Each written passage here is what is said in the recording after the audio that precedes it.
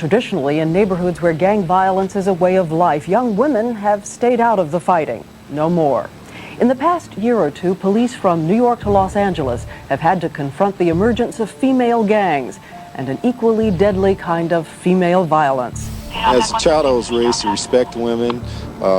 Women were delicate creatures and so forth and so on. And you come out here and all of a sudden you're seeing guys with their throats cut because they were selling rock at this woman's territory. One of the most feared narcotics, homicidal maniacs that we've ever encountered. When thinking of a gangster, you likely envision a ruthless drug dealer or a thug who will stop at nothing to acquire money and power. Many of history's most famous gangsters, such as mobsters like Al Capone, John Dillinger, and Bugsy Siegel, or drug kingpins like Joaquín El Chapo Guzmán and Pablo Escobar, have been men. These individuals, among many others, have ruled the gangster world, organizing vast empires of violence and crime. However, not all gangsters are men, as some women gangsters have managed to rise in the ranks, becoming as ruthless and violent as their male counterparts. Now, let's take a closer look at these powerful women gangsters who have broken the stereotype, proving that qualities like violence, greed, and relentless determination are not limited by gender. You know what I mean when I say the godfather, right? Well, get ready to hear about the godmother of cocaine. She is Griselda Blanco. Griselda Blanco, also known as La Madrina or the Black Widow, was one of the most notorious female gangsters of all time. Like most violent gangsters, she began with nothing, but used violence and manipulation to ascend to the top. Griselda's story begins in Medellin, Colombia, the country's second largest city.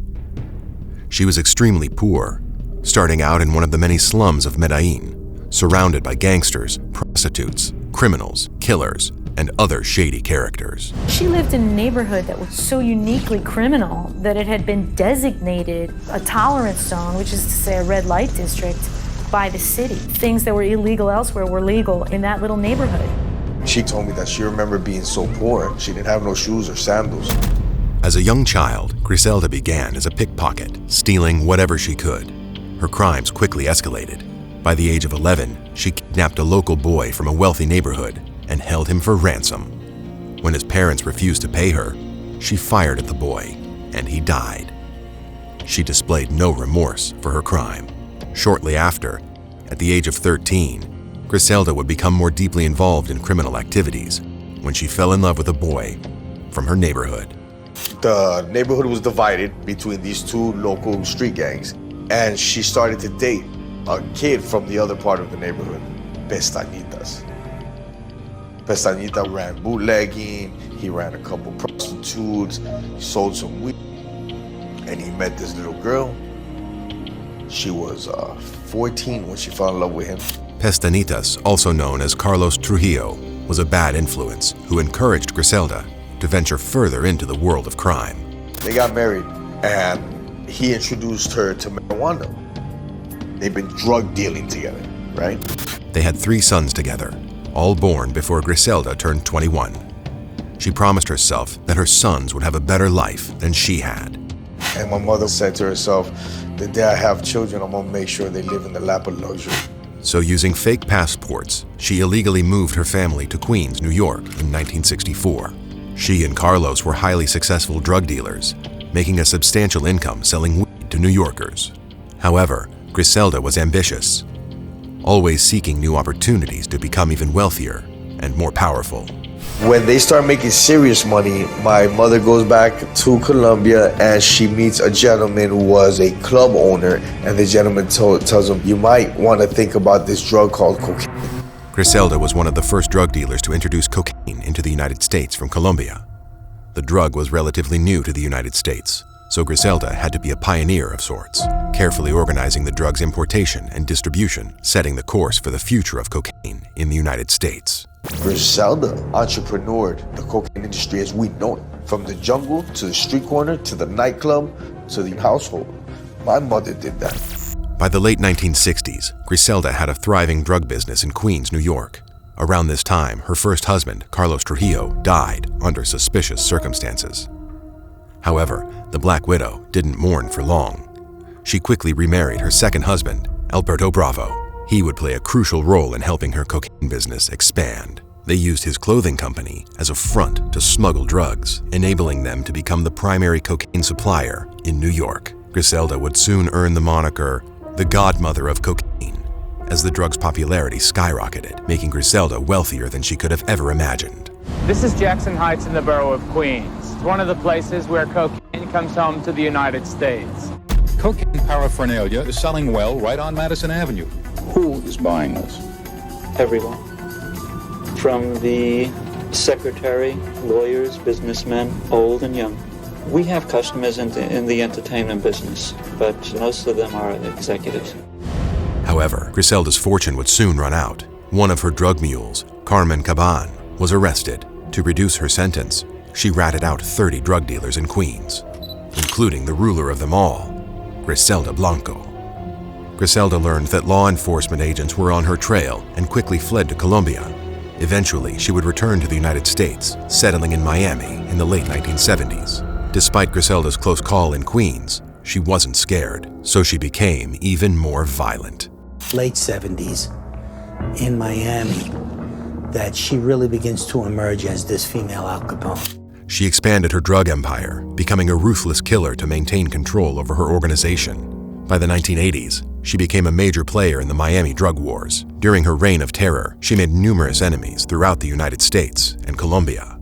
She would kill anybody who displeased her because of a debt, because they screwed up on a shipment, or she didn't like the way they looked at her, said Assistant U.S. Attorney Stephen Schlesinger.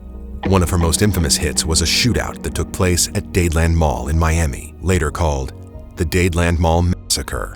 In 1979, it was the first public shootings in the infamous Cocaine Cowboys drug wars. And the central figure behind the bloodshed, a woman. The shootout occurred at about 2:30 this afternoon when 2 or more Latin males entered the Crown Liquor Store here on the west end of the Dadeland Mall. 2 men slaughtered in a shower of bullets. 2 others were shot but survived. They were well armed, we can say that, and they came prepared to do battle.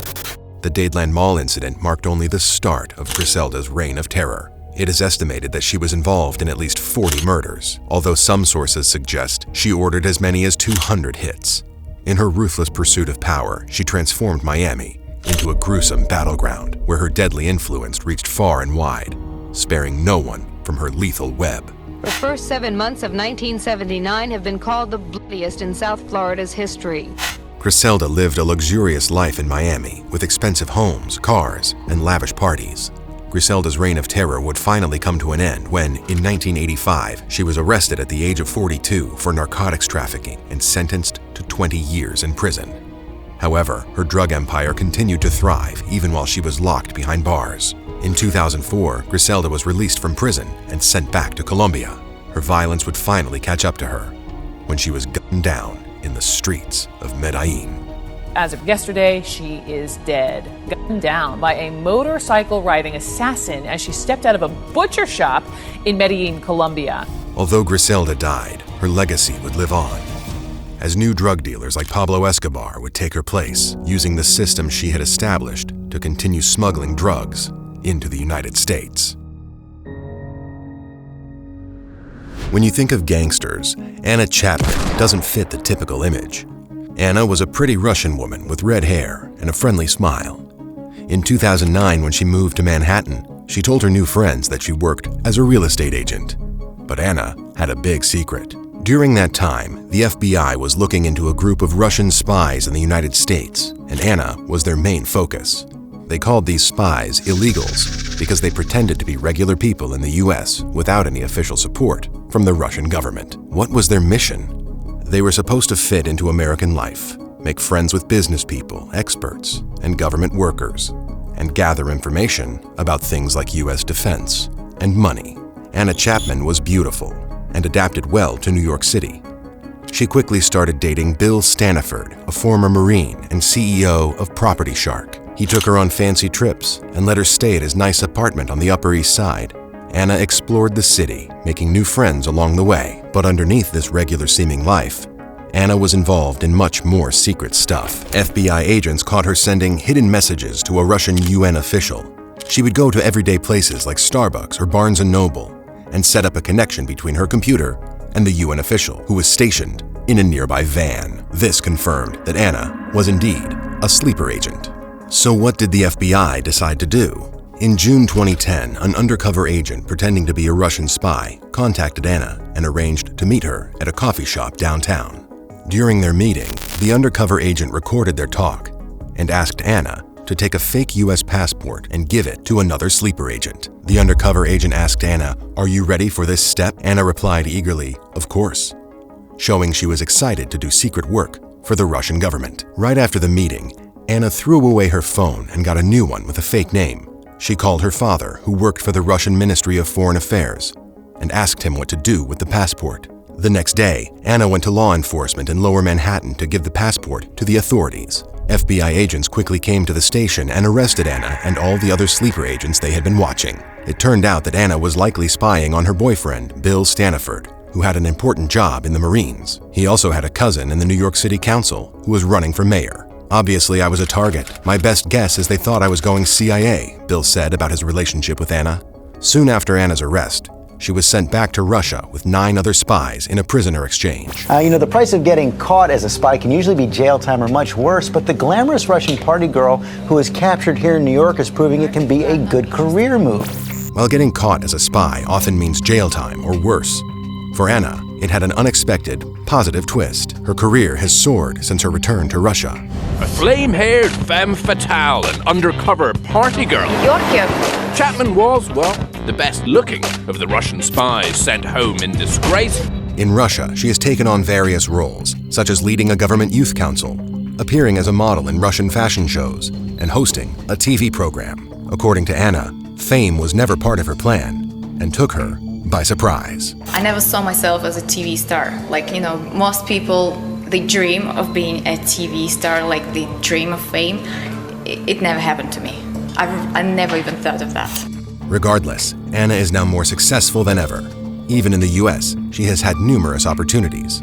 American actress Jessica Alba expressed interest in purchasing her story for a movie adaptation, and Playboy approached the former spy, offering a substantial sum for a photo shoot. The US government confirmed that none of the information gathered by the sleeper agents was valuable or caused significant harm. Nevertheless, individuals like Anna illustrate that beneath the appearance of an ordinary woman with a beautiful face, hidden secrets may lurk. Traveling to the other side of the world in the beautiful Italian city of Naples, we'll meet our next gangster on our list, Maria Licciardi. Maria was born and raised in Secondigliano, an area of Naples traditionally ruled by the Licciardi clan. The Licciardi clan was a Camorra, an Italian mafia-type criminal organization dealing in drug trafficking, extortion, and other horrible crimes. Many members of her family were involved in the clan. Her father was a guapo, a local boss, who helped ensure the Camorra's criminal activities ran smoothly. Her brother, Gennaro Licciardi, was also a guapo and a founding member of the Secondigliano Alliance, a group of powerful Camorra clans who worked together to control the criminal underbelly of Naples. When her father, brother, and husband were all arrested and imprisoned, Maria stepped up, becoming the first female boss of the Licciardi clan and the Secondigliano Alliance. Although some doubted Maria at first because she was a woman, being a woman, in some sense, actually made Maria a better boss. Dal punto di vista dell'attività giudiziaria e di polizia, la donna veniva vista come, fino a poco tempo fa, come un momento assolutamente di secondo piano, di poi scarso rilievo nella vita, nell'operare delle organizzazioni criminali. She used this in her favor and was able to hide in plain sight because she, a woman, wasn't who law enforcement agents were looking for. Beyond being a woman, Maria was also a very effective boss who ran her criminal organization like a well-oiled machine. Il comando diretto, la guida dell'organizzazione viene preso da una donna, paradossalmente si assiste a un abbassamento del livello di emotività e a una sorta di miglior funzionamento nell'attività, almeno in quel momento storico, del gruppo. Si comporta esattamente come il manager di un'industria, di una multinazionale, cerca di trovare sempre la soluzione che attragga di meno l'attenzione delle forze dell'ordine, che spacchi di meno il clan al suo interno. Unlike some of the male former bosses, Maria didn't want to show off. She was calm, reliable, and ruthless. Her leadership tactics would pay off, permitting Maria to form an alliance between 20 nearby Camorra clans and take control of some of Naples' most profitable ventures. The Camorra clans vie for control of Naples. From this area, Licciardi rules over most of them, and in so doing, gets the profits of the city's lucrative heroin and cocaine trade. Under Maria's rule, her clan also got involved in another profitable business that the Camorra's code of conduct had previously prevented them from being a part of: prostitution. Maria made the change so her clan could make more money. They started buying girls from the Albanian mafia, many of whom were trying to escape poverty. These girls were often made to use drugs, which made Maria's business even more profitable because the prostitutes would spend their earnings on drugs after they got addicted. But Maria's criminal system began to fall apart in the spring of 1999. They received a shipment of very strong, unrefined heroin from Turkey. Maria told her group not to sell it because it was too powerful and could kill people who used it. However, the Lo Russo clan, part of the Secondigliano alliance, disagreed with Maria's leadership. They saw this as a chance to go against her, so they packaged the strong heroin and started selling it in Naples. Unfortunately, it caused the deaths of several drug addicts, with 11 people dying in April 1999 alone. People in Naples were furious, and law enforcement could no longer ignore the violence caused by the Camorra clans. On top of that, the Lo Russo clan broke away from the alliance, leading to a violent gang war in the streets of Naples. This godmother of crime is waging one of the bloodiest mafia wars in living memory. In the last year, 120 have been killed as Maria Licciardi fights for control of the underworld. Maria would continue to use violence to keep control of her territory. Many clan members were arrested, and this was the first time Maria got on officers' radar. She was even put on the 30 most wanted Italians list. She went into hiding and evaded authorities for many years. However, in 2001, law enforcement finally found Maria, and she was sentenced to prison. She continued to rule the clan despite being stuck in a prison cell for the next 8 years and was released in 2009. The reign of Maria Licciardi proves that women can be just as capable, but also just as ruthless, conniving, and violent as men. So the moral of the story? Never underestimate a woman. Virginia Hill is a notorious gangster known for her good looks, curvaceous figure, and calculating personality. She enjoyed being the center of attention. She dressed well, she was voluptuous, she was immediately accepted. But the beautiful mobster wasn't always involved in crime. Virginia was born in a tiny Alabama town, and at the age of 8, moved to Georgia with her mom and siblings to escape her alcoholic father. Virginia attended school until the 8th grade, but then left and got married to her first husband, George Randell, when she was just 15 years old. The couple relocated to Chicago, where Virginia quickly divorced him in hopes of becoming a star. Instead, she settled for working as a waitress at a mob-run restaurant, engaging in sex work on the side to supplement her income. Virginia was a radiant beauty who soon captured the attention of the wealthy gambler and bookkeeper, Joseph Epstein. He served as her financial advisor and possibly her lover. After getting to know Virginia, he realized that she would be perfect for the mob. Joe Epstein was one of the first men who recognized that Virginia Hill was something special. So Joe helped Virginia get into the outfit, a notorious crime organization under control of famous mobsters Johnny Torrio and Al Capone. She swiftly became a favorite of the crime bosses due to her charming personality, undeniable good looks, and loyalty. There's no one who was as close to the founders of modern organized crime in the United States than Virginia Hill. She knew men like Charlie Luciano, Meyer Lansky, Bugsy Siegel. The outfit also valued Virginia's toughness and fiery spirit, as she remained unfazed by the danger she faced as a member of this violent gang. Virginia could hold her own with any group, men or women. She did exactly what she wanted to, when she wanted to. They trusted her enough to assign her important missions. 1936. Chicago's most powerful gang, the Outfit, was doing business with East Coast racketeer Joe Adonis. Joe Adonis had promised to give money from his wiring business to the Outfit, but they didn't trust him. They thought he might try to con them, so they sent Virginia Hill. Virginia's job was clear. Go to New York, get close to Joe Adonis, and inform the outfit about any of his suspicious activities. So she went to New York, caught Joe Adonis's attention, and became his girlfriend. Virginia was excellent at her job. She faithfully reported everything Joe Adonis said back to her associates in Chicago. However, her mission took an unexpected turn when a new man entered her life. In February 1937, Virginia and her latest lover, Joe Adonis, were having a drink at a Brooklyn bar when a handsome, blue-eyed man approached them. It was notorious mobster Bugsy Siegel. The next night, Virginia and Bugsy spent a passionate night together in a hotel room, confirming their strong attraction.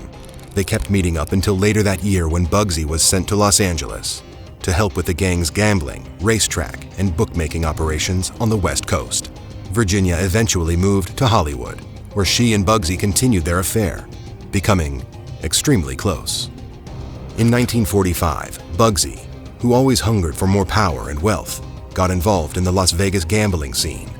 He had a dream of creating the Flamingo Hotel, a luxurious hotel and casino supported by the mob. But Bugsy didn't have much experience with such things, and the hotel's costs got out of control. The mob was worried that Bugsy was spending too much and taking money without permission, so they asked Virginia to keep a close eye on him and keep track of his spending. Money kept going out as Bugsy rushed to open the Flamingo Hotel before it was fully ready. When it finally opened in March 1947, it had some problems at first, but eventually, the profits started flowing in. The mob grew impatient and wanted Bugsy to pay his debts, but he managed to avoid them and didn't pay. Around this time, the mob sent Virginia to Paris. 4 days later, while Bugsy was at one of Virginia's homes in Los Angeles, an assassin fired through the window and killed him. Many suspect that Virginia might have known about the plot to harm her lover, which is why she was sent far away at the time of the crime. After Bugsy's death, Virginia's life took a turn for the worse. She moved to Europe, got married again, but in 1966, at just 49 years old, she took her own life. Throughout the years, Virginia was called to testify in many court cases, but she never once revealed any of the mob's secrets. Virginia remained loyal to the gang until the very end. Female gangsters like Griselda Blanco, Anna Chapman, Maria Giardi, and Virginia Hill proved that women can be just as vicious as men. These female crime bosses proved that women have what it takes to rise to the top of the gang world, where they cause just as much harm and chaos as their male counterparts. What do you think about these female gangsters? Let us know in the comments below.